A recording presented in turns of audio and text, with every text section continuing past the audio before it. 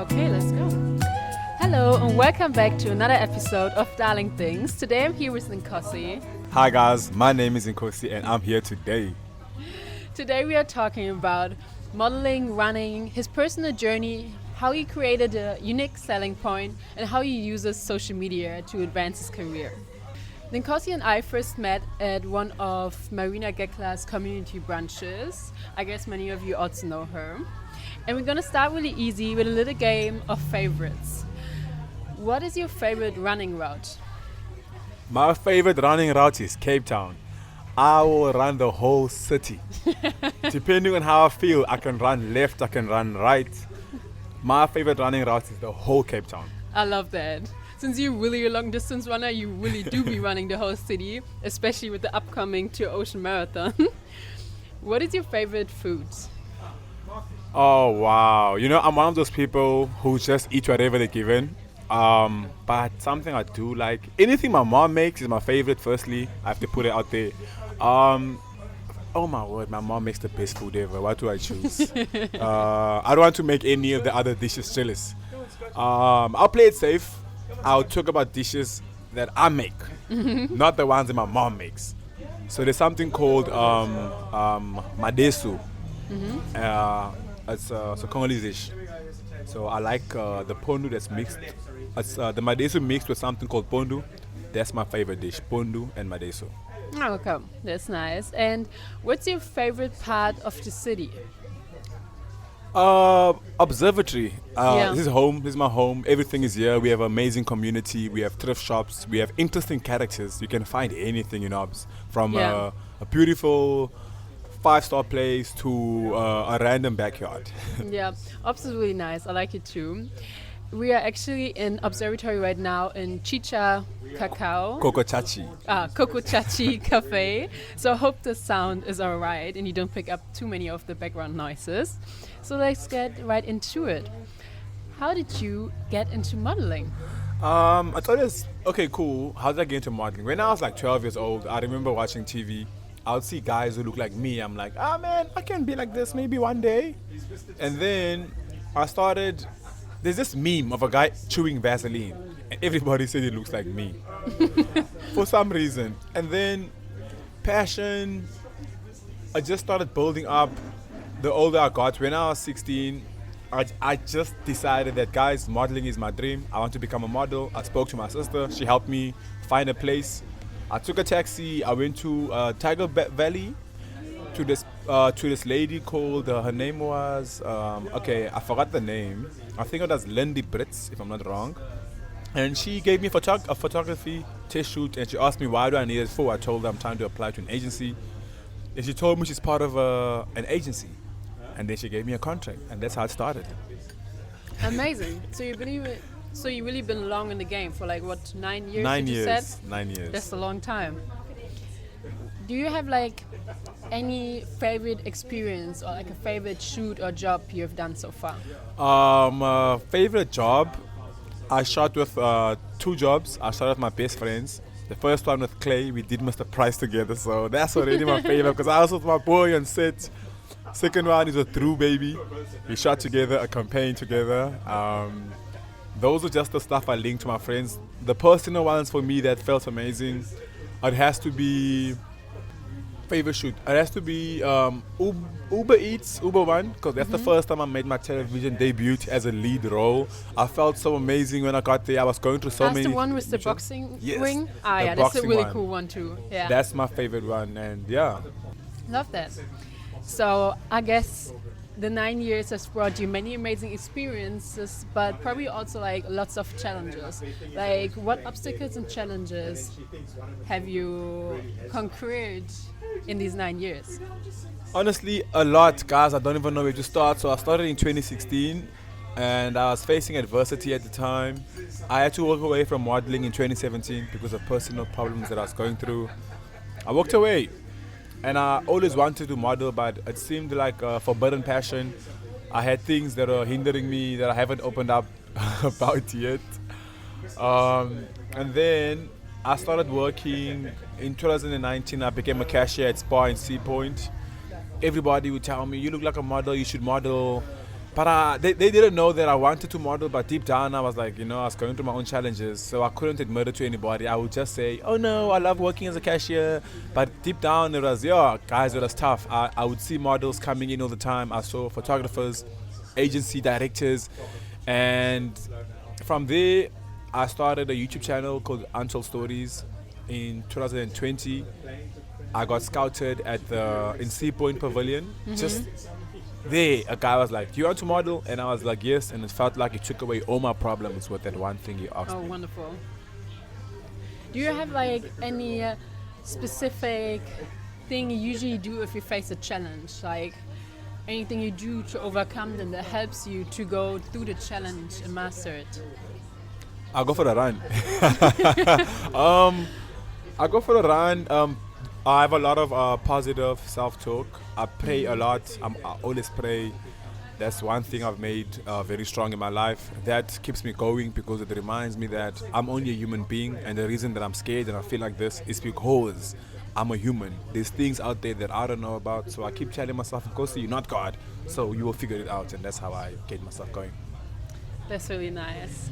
So speaking of running, I really feel like you created a unique selling point for yourself. Could you maybe explain what role running plays in it? Because I feel like you really combined being a model and running, like it plays into you being a model.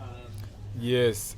So the way I made that connection is because last year, guys, I had a horrible season as a model, and I told myself that I don't want to feel like this ever again.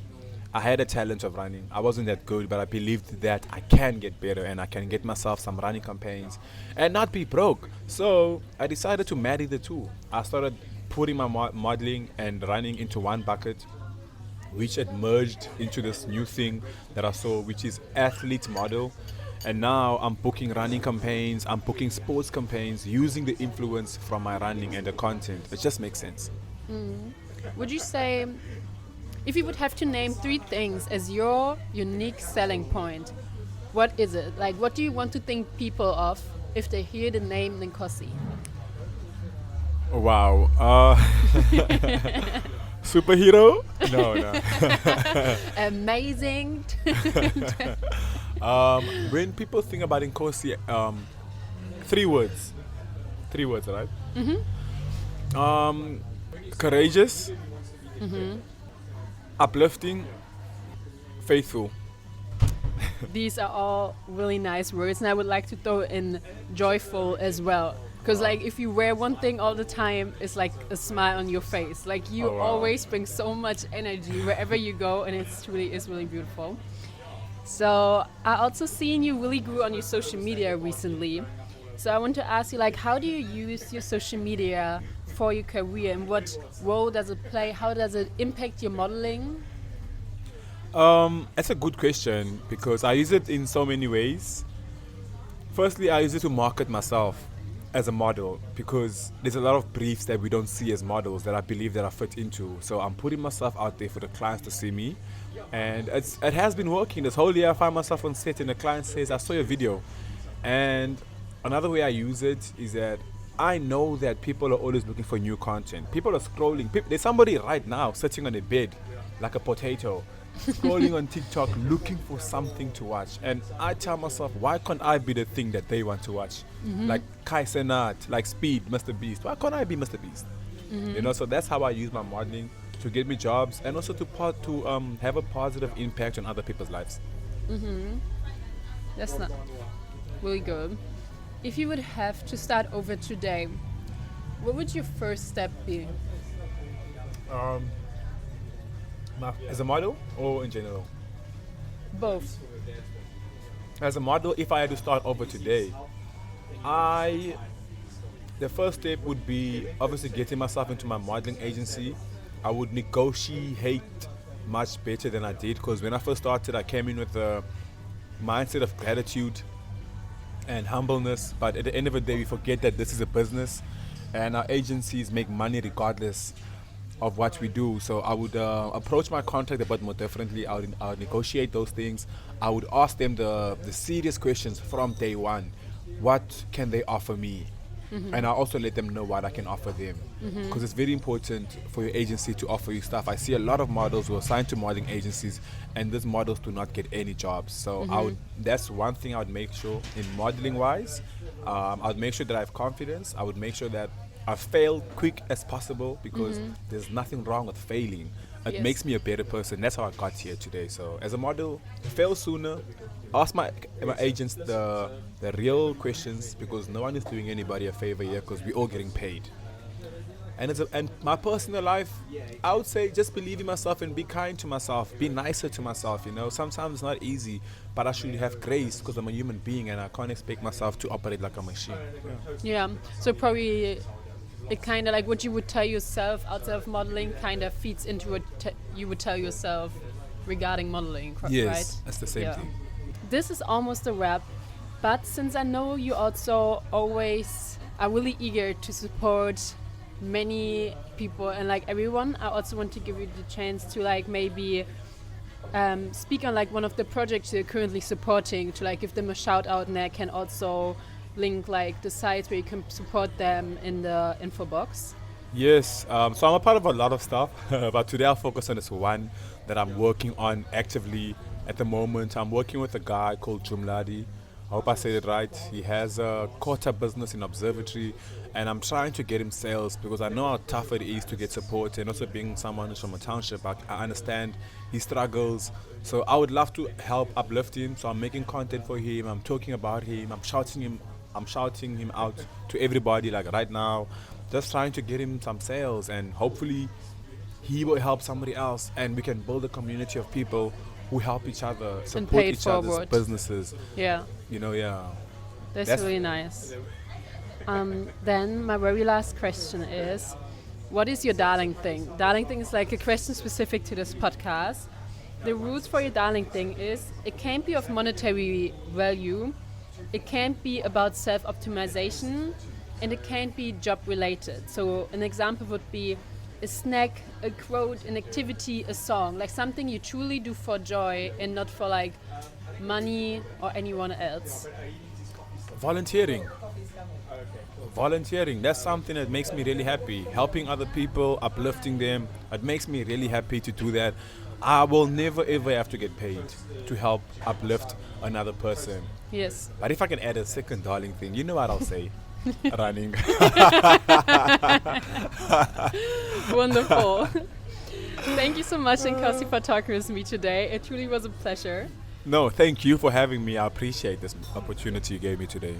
Yes, so I hope you all enjoyed this episode. I will link Nkosi's Instagram, his running Instagram, his brand, Forbidden Mind. Yes. Everything else, like there's lots of things to find out about Nkosi in the info box. Put me on. Check it all out.